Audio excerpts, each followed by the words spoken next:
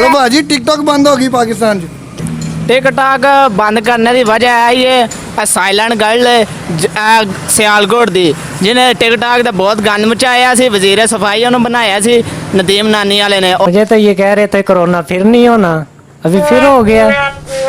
अच्छा ओ खुदा के बंदे, ये टिकटॉक एक एप्लीकेशन है, वो बंद हुई है।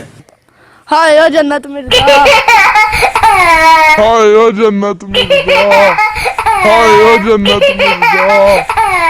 इसे नाजेबा वीडियो जिनका कोई किसी किस्म का मकसद नहीं होता था, वो वैसे ही लोग बच्चे खराब हो रहे थे। फुल्लू से तरस आ रहा है बहुत ज्यादा। जेड़ा फुल्लू सी मंडी तो खुली रहे दिन, मंडी खुली रही थी लेकिन टिकटॉक बंद हो गई है। अल्लाह की किस्मत टिकटॉक नहीं आया, बंद हो गई। अस्सलामुअलैकुम नाज़रीन, आपका होस्ट वासिफ बुखारी और आप देख रहे हैं डेली गुजरात।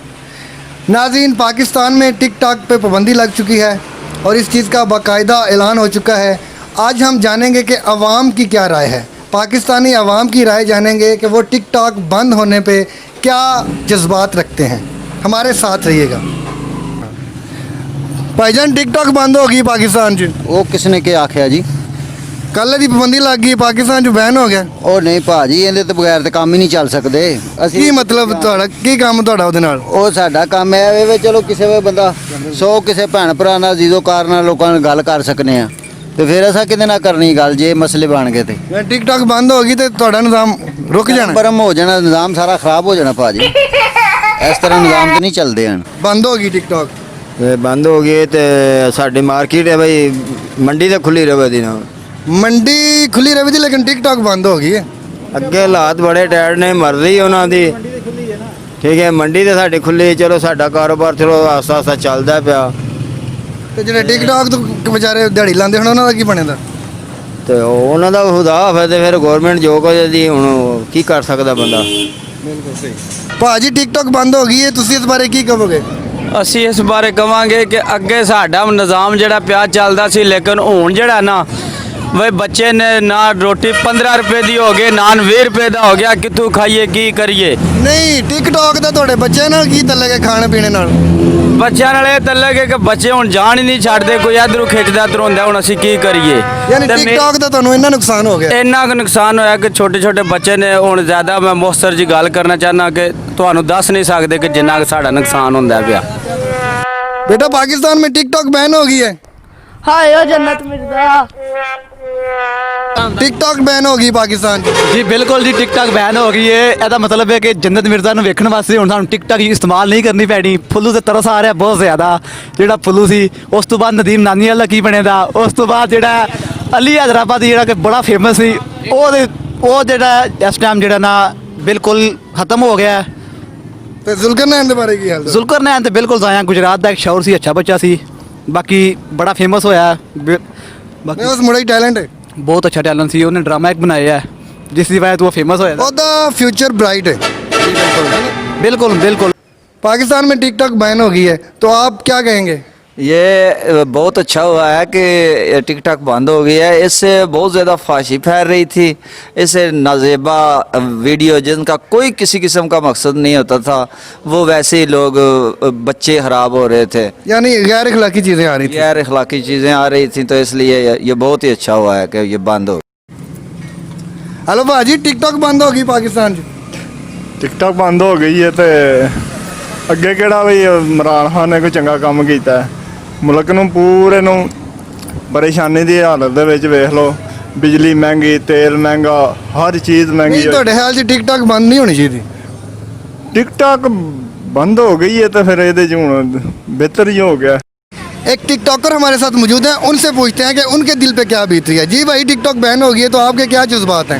हमारे क्या जज्बात है? हमारे जज्बात है, हमने बहुत मेहनत के साथ टिकटॉक के फॉलोअर बढ़ाए थे और व्यूज़ बढ़ाए थे, जबकि ये गंदे लोगों की वजह से हमारे टिकटॉक बैन हो गया है। और जो अच्छे काम भी करते थे उन्हों की वजह से भी इन्होंने काम बहुत ख़राब कर दिया। टिकटॉक बंद होने की वजह से हमारे को बहुत नुकसान हुआ है।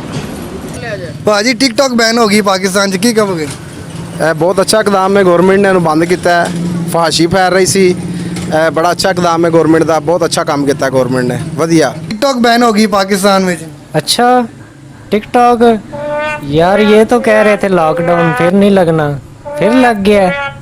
ये लॉकडाउन नहीं है, टिकटॉक बंद हो गई है भाई। अच्छा टिकटॉक, टिकटॉक आपको पता है? नहीं यार मुझे तो नहीं पता। टिकटॉक जो होती है सारे बंदे यूज कर रहे होते हैं। टिकटॉक एक इतना बड़ा ब्रांड है, आपको पता ही नहीं। ये यूज करने वाली चीज है? जी जी, यूज करने वाली चीज है और सारे नौजवान और लड़के लड़कियां यूज करते थे, इस वजह से पाबंदी लगी है। अच्छा तो ये ऐसी चीज थी। टिकटॉकर हमारे साथ मौजूद हैं, उनसे पूछते हैं कि उनके क्या जज्बात हैं। जी भाई, टिकटॉक बैन हो गई है तो आपके क्या जज्बात हैं, आप क्या कहना चाहेंगे? टिकटॉक जो है वो तो काफ़ी सारे लोगों को पसंद थी, लेकिन उसमें काफ़ी सारे गंदे काम भी शुरू होने लग पड़े थे। इसकी वजह से उन्होंने जो टिकटॉक है वो बंद कर दी है। अच्छा, आप जो अपनी वीडियोस बनाते थे वो आप किसको फॉलो ज़्यादा करते थे?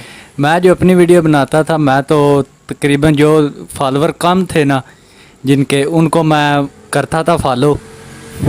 सपोर्ट करते थे दोस्तों? जो दोस्तों को मैं सपोर्ट करता था।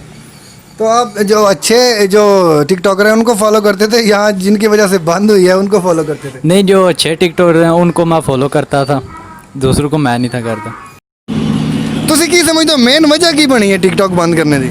टिकटॉक बंद करने की वजह है ये साइलेंट गर्ल सियालकोट दी, जिन्हें टिकटॉक का बहुत गंद मचाया सी। वजीर सफाई उन्होंने बनाया सी नदीम नानी वाले ने, और प्रेम मिनिस्टर ते फलाना मिनिस्टर इन्हें गंद मचाया, एक दूसरे को गालां करते हैं। पिंडी वाले, गुजरात वाले, लाहौर वाले, इस वजह तो उन्हें बंद कर छड़ी। बहुत गंद सी टिकटॉक ते। एक गल वालों उन्हें अच्छा भी किया है, एक गल वालों उन्हें बुरा भी किया है। जेडे बच्चे अगे रोटी नहीं हन खाते, टिकटॉक चला के गुजारा कर लेंगे, हुण 4-4 रोटियां खाते ने।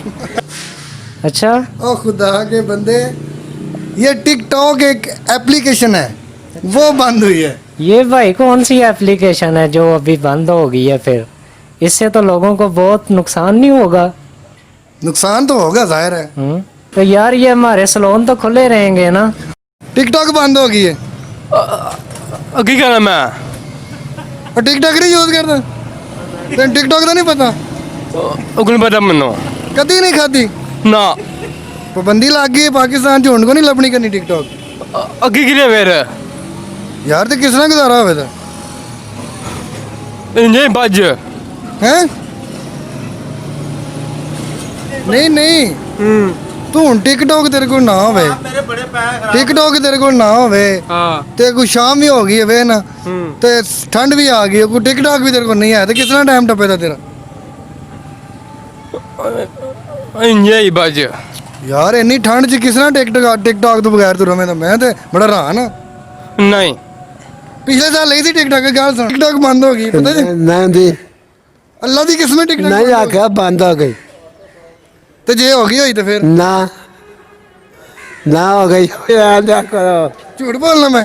और नहीं, मैंने पता है टिकटॉक बंद हो गई है। चंगा होगा तो बंद हो गई ना, जान छुट्टी की मसला इस तरह होते तो वाहियत काम से जनाब। जी टिकटॉक बैन हो गई है पाकिस्तान में, आप क्या कहेंगे? ਭਾਜੀ ਇਹ ਤੇ ਗਵਰਨਮੈਂਟ ਨੇ ਬੜਾ ਵਧੀਆ ਕੀਤਾ ਹੈ।